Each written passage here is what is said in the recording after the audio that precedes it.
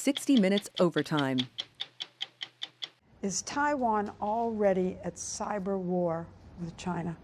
Essentially, yeah, we are already at war. This is a constant thing. The cyber war is a constant thing. Yeah.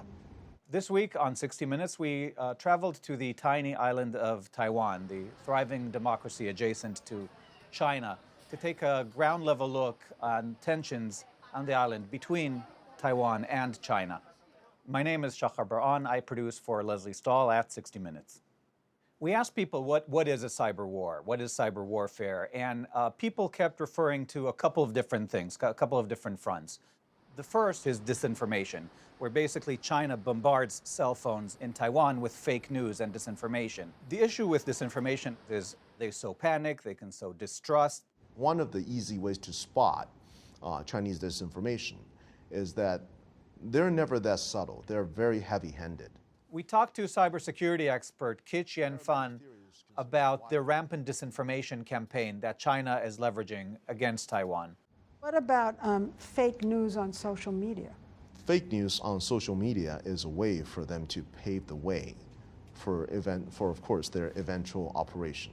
They want to basically sway public opinions, demoralize the public, make their eventual takeover that much easier, which is actually what the Russians were trying to do in Ukraine. What happens in Taiwan is they have an unbelievably popular texting app called Line. We don't really have it here, but it's kind of their version of WhatsApp or Signal or Telegram, where basically there are all these chat groups and everyone gets their news from this. What China does is it infiltrates all these chat groups with fake news, with disinformation, with conspiracy theories, with pro-China propaganda, saying, look how strong China is and Taiwan doesn't stand a chance. Puma Shen, who runs this organization that monitors all this, showed Leslie versions of this. We landed on this one item where it was supposedly a White House conference saying that the United States will forsake Taiwan in case of an invasion. Obviously, the press secretary never said what was attributed to her. But that kind of stuff, imagine these are people who don't necessarily read English, who maybe they don't even actually hear the audio. These things are scary.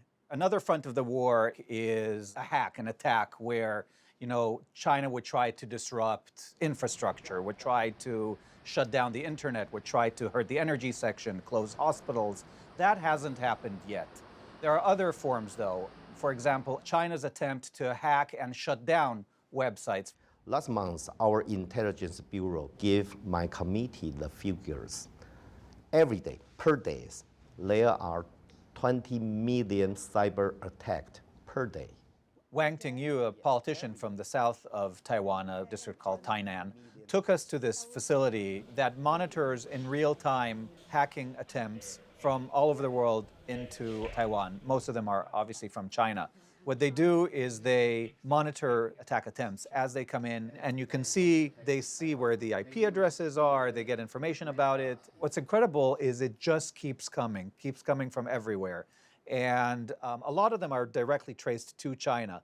Some of them we noticed were elsewhere in the world, but the engineers there told us they kind of just bounce around, so China tries to mask where it's coming from. Can you tell what they could do if they wanted to? For instance, could they shut down the internet of the whole island? From the type of the attack, we can tell it's kind of belong to different categories, and each category represent what they can do if the attack was successful. Right. And supposedly, if it's an organized effort, they could actually do anything they want. If they succeed and it's organized, they could do whatever they want. What Wang Tingyu and others told us is China will do all it can to avoid outright confrontation, but they're going to try and do everything possible short of that, which means very aggressive cyber attacks, very aggressive economic attacks, psychological warfare, intimidation, basically any way to sort of wrestle Taiwan into submission without ever firing a shot. The biggest fear is that if there's an invasion or when there's an invasion, China will attack infrastructure. China will disable the internet. China will sow confusion, doubt, panic. People won't be able to communicate with each other. So the internet, the cyber aspect of it is very crucial. It's very scary. It's what's on people's mind on the island all the time. Do people and institutions in Taiwan have good defenses? I would say that we're getting better at a pace that's faster than most other countries could think of. But the point is, the threat we're under is also overwhelming. So the question we have to ask ourselves is that enough?